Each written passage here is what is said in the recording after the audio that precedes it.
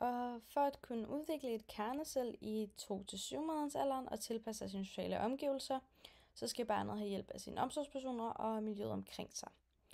Og barnet bliver mere bevidst om sine sociale omgivelser, og de har brug for samspil og opmærksomhed.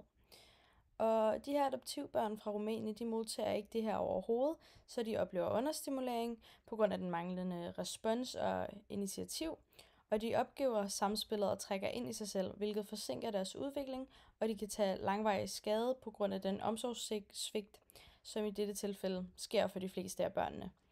Og derudover så opholdes balancen af deres nysgerrighed ikke, da de kan udforske særlig meget eller blive smittet af andres følelser, og adoptivbørnene de udvikler ikke alle de her væsentlige færdigheder, som de har brug for i socialt sammenspil og sociale oplevelser, og det kan ligesom skabe store vanskeligheder, som de vokser op. Efter 7 måneders alderen, så skulle barnet gerne have en større interesse for sine omgivelser. De burde være mere målrettede, kunne følge simple ordre og dele oplevelser med andre. Og hermed så udvikler de et subjektivt selv, og de opdager bevidsthed og sind, og de har brug for, at omsorgspersonerne kan indleve sig i deres følelser og afspejle deres følelser. Og her former barnets udvikling sig ved at afspejle rigtige og forkerte følelser.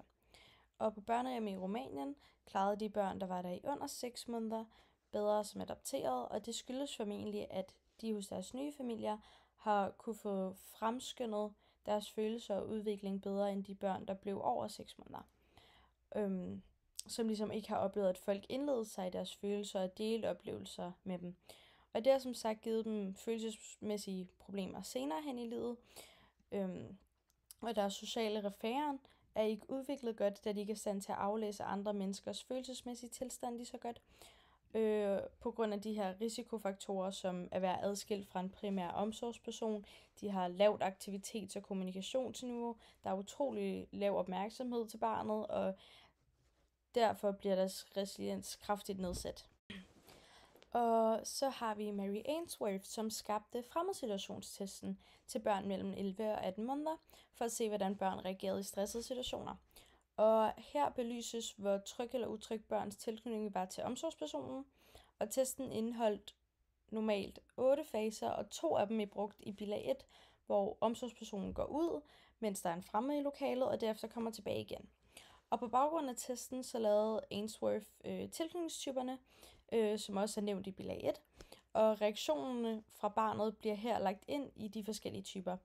Og det er også konkluderet, at barnets tilknytningstype faktisk har en stærk sammenhæng med forældrenes tilknytningstype, hvilket også bliver på en måde forklaret i bilag 2, hvor voksne umiddelbart har samme tilknytning til deres partner, som de har haft til deres omsorgsperson, og det viser, at den type tilknytning, vi udvikler som barn, har en stor betydning for den tilknytning, vi skaber til andre, og den tilknytning, vi giver videre.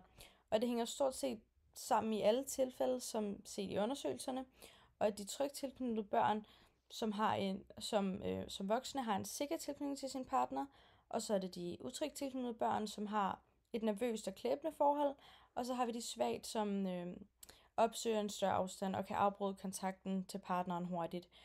Og de trygt tilknyttede børn udvikler en højere grad af resiliens overfor de her senere psykiske belastninger, hvilket forklarer, at når de bliver nedsat på grund af den tilknytning, de får som barn, har de sværere ved at holde parforhold og tage imod udfordringer i for eksempel den kontekst.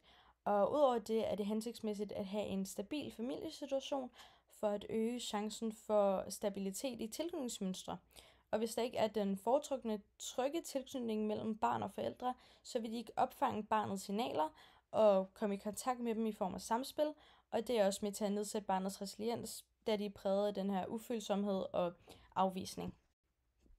Så har jeg selvfølgelig lavet en konklusion, hvor jeg gerne vil knytte første del af min problemformulering, nemlig den her hensigtsmæssige tilknytning, til min analyse. Og man kan jo sige, at Mary Ainsworth og fremmedssituationstesten plus de her tilknytningstyper er gode analysepunkter til netop det her. Og det er tydeligt, at den form af tilknytning, der er bedst, er den trygge tilknytning. Og hvis det kan opnås, fordi barnet modtager ordentligt samspil, hvor både barn og forældre tager initiativ, men samtidig kan klare at være adskilt fra forældre i korte perioder, så vil den hensigtsmæssige tilknytning være skabt. Og hvis de derimod udvikler en af de andre to nævnte tilknytningstyper, vil deres modstandsdygtighed, altså resiliens, blive nedsat, hvilket kan give konsekvenser i voksenlivet og for deres forhold til kommende partnere. Og det kan knyttes til bilag 1 og 2. Og jeg vil selvfølgelig også knytte anden del af min problemformulering, nemlig hvilke komplikationer barnet kan opleve, der nedsætter resiliensen og giver problemer senere i livet. Og her kan jeg ved hjælp af Sterns teorier sige, at komplikationer, som oplevet i bilag 3, nemlig den her manglende opmærksomhed, negative relationer og omgivelser, placering uden for hjemmet, lavt aktivitets- og reaktionsniveau, dårlige kommunikative færdigheder og generelt manglende støtte og social orientering, de gør alle barnets resiliens, altså deres modstandsdygtighed, bliver nedsat, og derfor ses det, at de her romanske børn, de får tydelige problemer senere i livet, altså de fleste af dem. Og både disse fejl og haltning i tilknytningsfaserne og Sterns begyndende selv, kernecelle og subjektiv selv, kan også give komplikationer og nedsætte resiliensen. Og de vedlagte bilag og teorier, de giver stærkt belæg for, at der er flere muligheder for at få skabt en hensigtsmæssig tilknytning faktisk.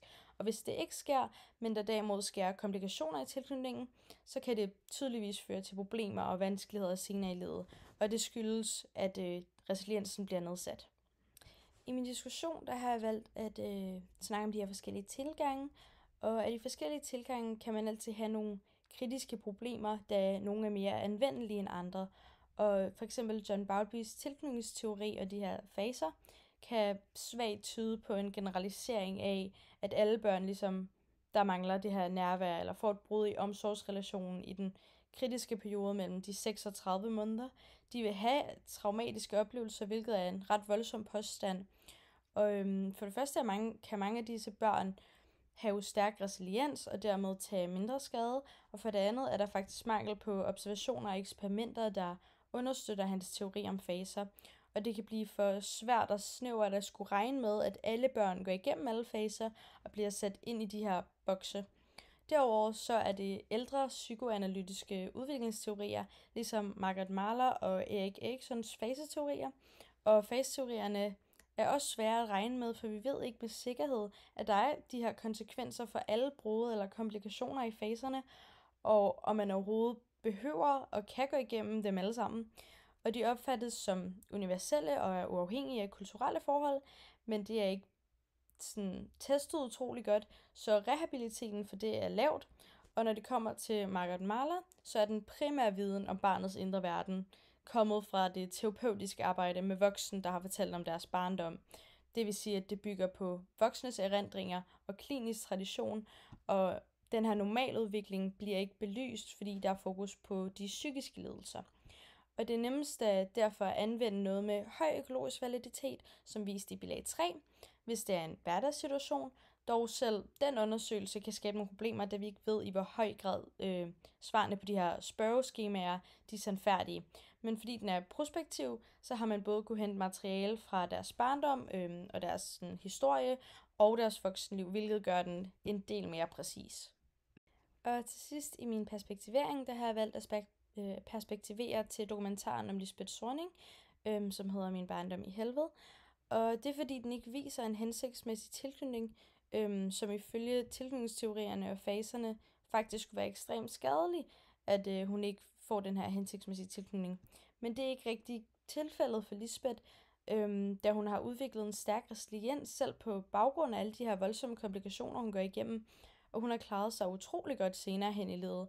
Og det kan jo skyldes, at hun som barn har fået støtte og omsorg fra sine ældre brødre i svære situationer, og at hun, som hun selv siger, har haft et slags medfødt temperament og er hårdmodig. Man kan også diskutere, hvorvidt det er, at hun er kvinde, spiller en rolle i hendes modstandsdygtighed. Hun har eventuelt nemmere ved at styre hendes impulser og temperament og kan være mere tålmodig. Men de yderligere omsorgspersoner, som er hendes brødre, og det tætte kammeratskab, hun måske får hos dem, er nok en stor faktor i hendes stærke resiliens.